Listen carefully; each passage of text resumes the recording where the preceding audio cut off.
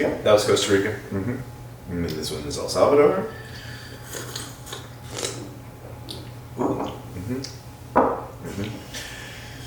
Yeah. Ooh. Anyways, good morning, everybody. Welcome to episode 5. Five? We have made it 5 episodes in to Half Awake Fully Caffeinated. Very excited to be here. It's not like a big number or anything. I'm just saying it's great that we've made it this far. To a 5-year-old, 5 is very big. 5 is a big number. 5 is a very big number. So today we're talking about, on my end, anaerobic fermentation for coffee, and then the effect that the moon has on things other than the tide. And then, Anne-Marie, I have to admit, it's too early. I can't remember yours. Okay, good. Mine is the importance of water for coffee, as well as alpha-gal sugar. Yeah, all right. So then,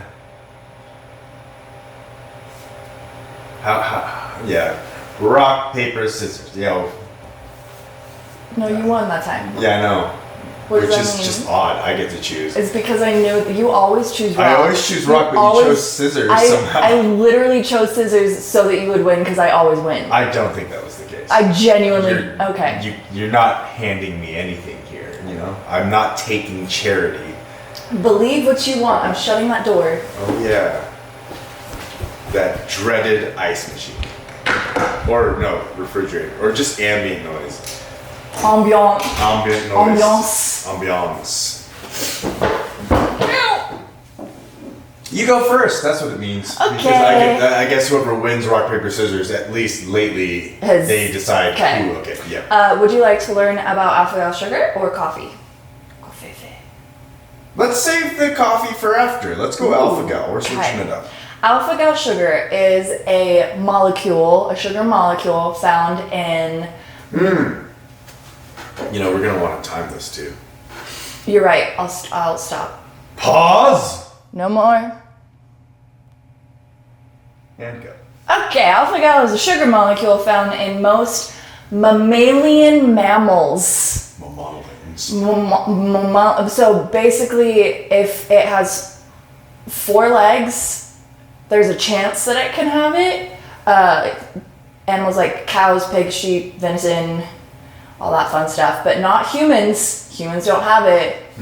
Anyway, so it's the sugar molecule that is found in these animals, and this tick called the Lone Star tick will feast upon an animal, get some of them alpha-gal sugar molecules, and then it lays dormant in their body for a hot minute, and then it goes and bites someone else it bites a human, it bites you, and it bites you, and it transmits the alpha-gal into your blood system, where it can lay dormant for years, like years. Like the first time you get a tick bite, you might 6 or 7 hours later, you might get a little sleepy. But like a year or 2 later, you could have a horrible allergic reaction to red meat. Or actually not just red meat, just most meat.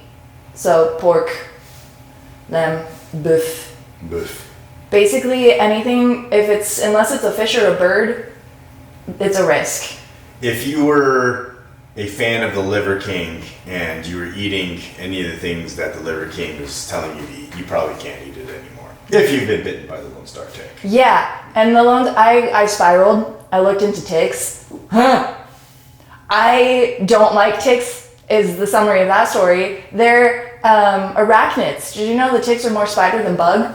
And they have a tongue that's like a little saw. So it comes out like a little saw, and then it splits in 2, and that's how it shovels and digs its way into your skin, because it will push the skin out of the way, and then push the saw in further, and then push the skin out of the way, and then push this.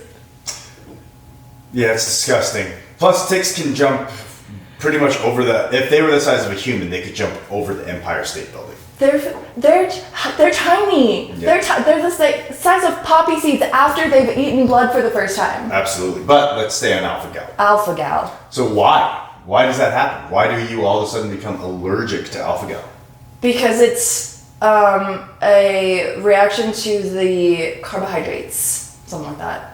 I'm gonna be real honest. It's okay. I'm here to help with that part. So what ends up happening is that when the tick bites into a human being, alpha-gal plus a bunch of other things are introduced into our skin, and it triggers an immune response by the human body. And because of the way that this immune response is triggered, it actually creates an allergy. Which is, it's wild to say, but it creates the allergy to alpha-gal because it's been introduced with all of these other, I'm not entirely sure if you call it toxins or it's bacteria or virus or something like that. But basically your body creates antibodies. Yeah, basically your body gets bitten by a tick and it's like, hey, disgusting, ew, get it out. But then it also recognizes alpha-gal as one of these things that is no longer allowed in your body because this little piece of shit came over and bit you and said, I am going to feed. Yes. Luckily, or not luckily, it's not always permanent. For some people, it can go away after like 7 years. Yeah. There's actually a company that was working on developing, they were working on developing a alpha-gal-less pork. Yeah, that's the thing. Yeah, and it's an extremely expensive piece of pork because it's genetically modified they to call it remove like alpha-gal. Yeah, no, they call it alpha-gal pork actually. Yeah, no, it's actually really nice of someone to attempt to do that because people love pork after they get bitten by the Lone Star tick. But you know, okay, mine. The moon. I'll do the moon. Do the moon. And to be honest, I'm going to have to go do some notes-ish here for this because there's a lot. Yes. That's an essay. That's an essay. Essay. What's up, essay? Essay. Is that Spanish? Sure. Okay. Yes, it is, I think. Okay. So, what influence does the moon have on the world other than the tide and werewolves? Do you have the timer going? Oh, yes, I did. I started the timer. Okay. I believe I started the timer. Oh, God. It's going. So, first thing that I wanted to kind of touch on is that it's kind of indirectly connected to the moon and the tides, unfortunately, but erosion, obviously, because water comes in, water goes out, it erodes coastal lines. Very, very just standard. You know, you can kind of expect that. But it actually affects Earth's rotation and the length of the day. See, I knew there was more to the moon. I knew there was more to it. It's wild because the moon also has its own little like gravitational pull. Yes. And so it's like a parent walking with a little child, and the little child is every once in a while just being like, meh. And like, yeah. Like, I don't want to do that. Yeah. And so as the Earth is rotating, it's actually slowing down. The moon is slowing the Earth down. The moon is slowing the Earth's rotation down by 1.7 milliseconds every 100 years. Damn! So legitimately negligible amounts of time, but over the span of time. Over the span of time, it's slowing down the Earth. Wow. By 1.7 seconds every 100 years. Wow. Next is axial tilt stability. So the Earth is on its axis, and as it's spinning, without the moon, it wouldn't nearly be as stable. It'd be like, well, I'm gonna go this way, or I'm gonna like kind of maybe straighten up a little bit this time. And so as the Earth is rotating around the sun, the moon actually helps keep the Earth on its axis. Whoa. Yeah. It's kind of like that same thing where it's like the baby is just kind of like the toddler's pulling on the parent, but it's kind of like, hey, maybe you should stay on the path too. Yeah. So it's a baby with responsibility. If there wasn't a moon, then would the axis whatever just go based off of whatever planet's closest? A little bit, yeah. Okay.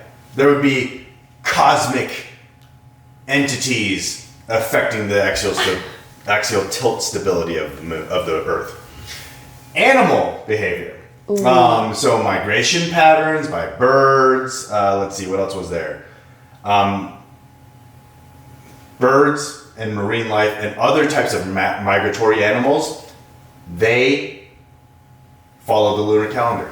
Whoa! Yeah, so it's very likely that the moon is also involved in allowing for birds finding their way up north. And everyone talks about magnets. It's the magnet field. They feel the magnets. But also think about it. It could be the moon. It could be the moon. It could be the moon. I'm just saying. The moon makes sense. There is very little evidence of it affecting human behavior and health. They talk about the circadian rhythm and how the moon kind of helps with that kind of stuff. But, when there's a full moon out, every once in a while you get some weird people. Yeah, that one's not very statistically relevant. Sometimes there's weird people when there's... Sometimes there's weird people. Obviously, the next little piece is light at night.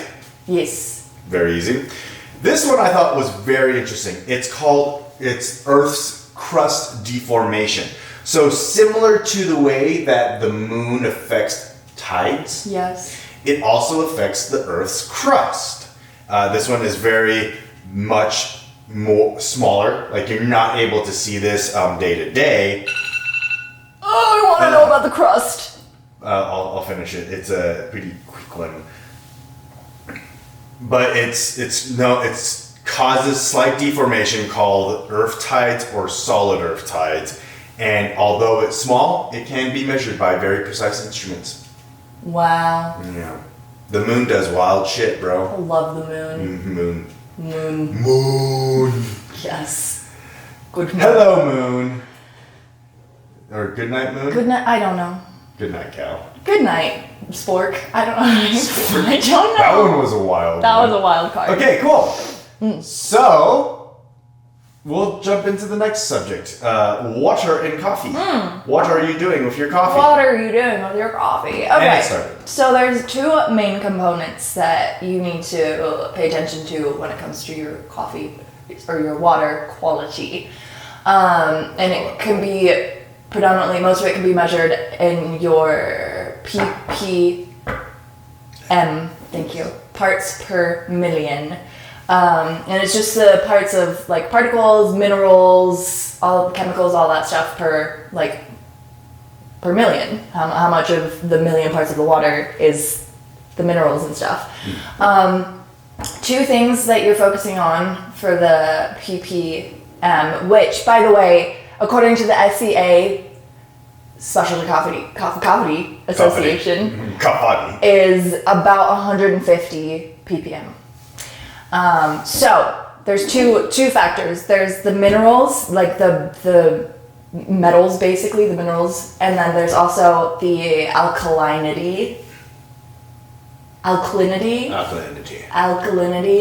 and those two are what you want to focus on, because the minerals, they are what help extract the coffee, so you want a decent balance of that so that you're not if you have a ton of what's the mineral that's in water, and I remember it's out of my head, my brain's like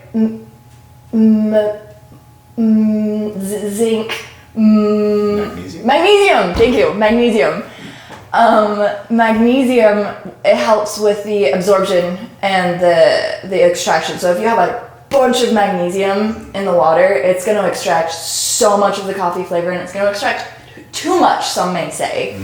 And then as well as that, you have the alkalinity of the water. If the water is more alkaline, it is going to remove some of the acidity, obviously, because it's balancing out the acidity. Why do you have a smirk on your face? Oh, because I'm trying not to sniff into the mic anymore. Okay, so you have the two factors. So you want to get the right balance of how many minerals are in your water and how much alkaline or bicarbonate is in your water. Oh, sodium bicarbonate. Okay, yes. Cool. Yeah, you can make your own barista-worthy quality coffee water at home with baking soda and sodium bicarbonate. Yeah. It's actually really good. It is. Athletic supplement as well. I swear to God, if you say We'll get that electrolytes, Okay. And the best water to get for your coffee, unfortunately, the easiest way to get access to it is bottled water because they add the minerals in the correct proportions. But don't do that. That's silly. Instead, there's a couple of other options actually. You can get like packets of minerals and stuff that you can add into water if you want to make it at home, or just accept that you're gonna get the best cup of coffee at your local coffee shop. Lots of filters and everything that go into the coffee shop. We actually have an RO system and then a pre-system filter. Yes, because RO is not actually the best for water. No. It just gets everything out and then we add our stuff back in. Yes. Yes. Did you know that our reverse osmosis water, it literally is pushing water through such a tiny mesh screen that it catches everything that isn't water particles. And that's what reverse osmosis is. It is literally pressured water, and then everything that isn't water just gets sloughed off to the side. Oh yeah. But yeah, if you're ever at home and you're wondering why does my coffee taste not the same, it is because Your water's shit. your water needs to be, your likelihood is high that it's the water. Yeah. Yeah, very high that it's water. We didn't talk about the heat and how it affects We water. didn't. Either. There is a lot about that as well. That's water and coffee is such a big thing. Yeah, it literally is the lifeblood of coffee is water. It's bean juice. The amount of time that we have is 195 to 205 degrees Fahrenheit is where you want your coffee to be, and that's all we can tell you for now. The end. The end. We can revisit this later. So, anaerobic fermentation. It is an experimentation of coffee and how to make coffee taste better. Better for the people. Better for the people. And for everyone. And for planet Earth. Planet Earth. So anaerobic fermentation is quite literally anaerobic, so it's an oxygen-deprived environment.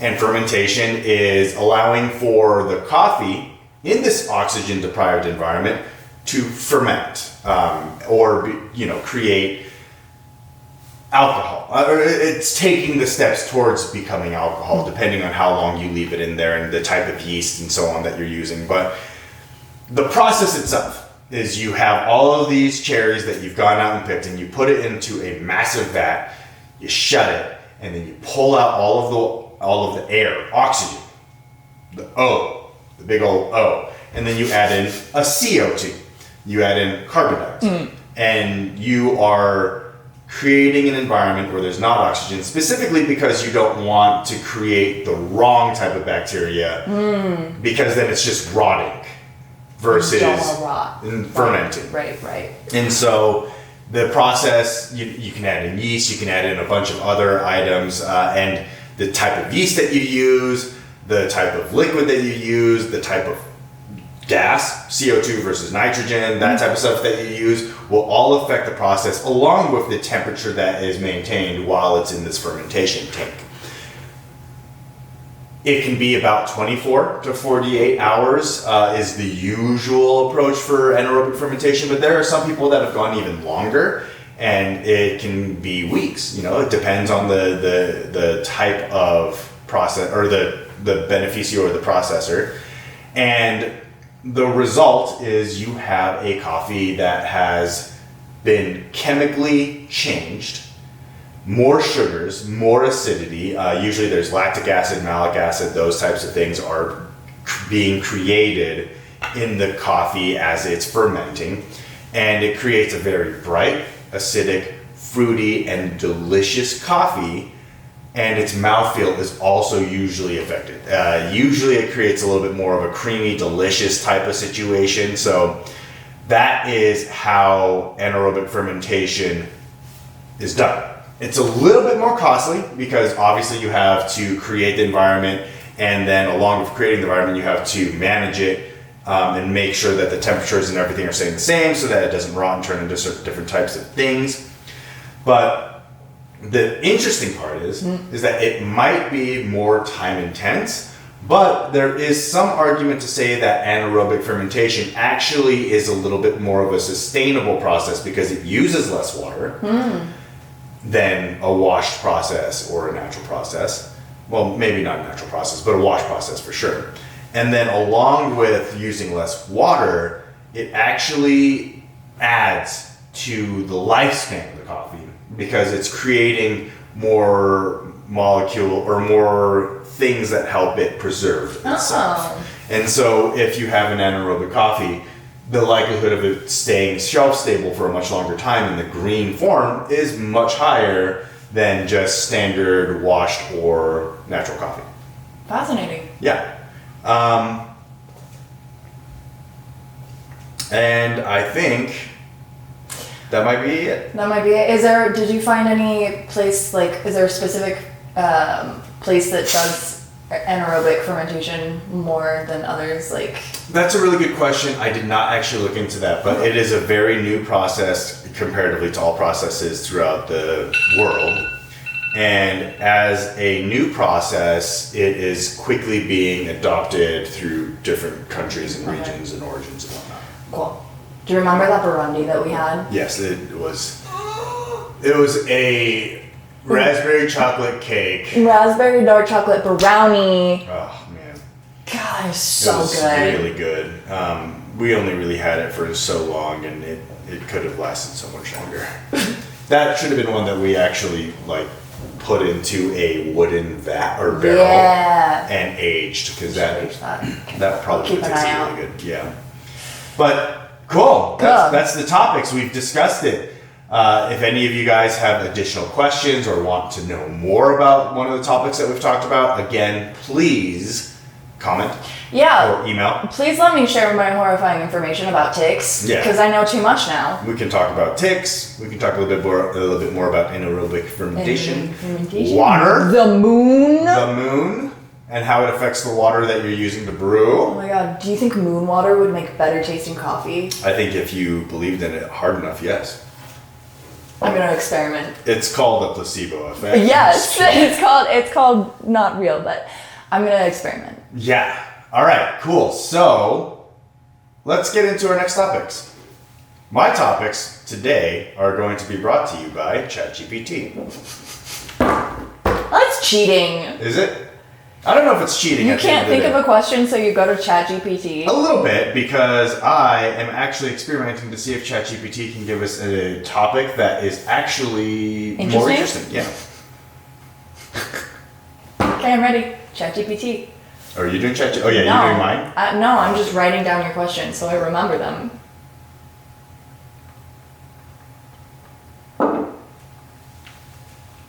This is a perfect part of a podcast. Oh, I know. Can you hear it tapping? I know. I'm like, can you hear tapping away? Ooh, they got a paragraph. No, not good. No, I hate it. Okay, well, fuck ChatGPT. Fuck ChatGPT. I have an Asana task filled with all of the different tasks. I have questions as well. This was a fun little experiment.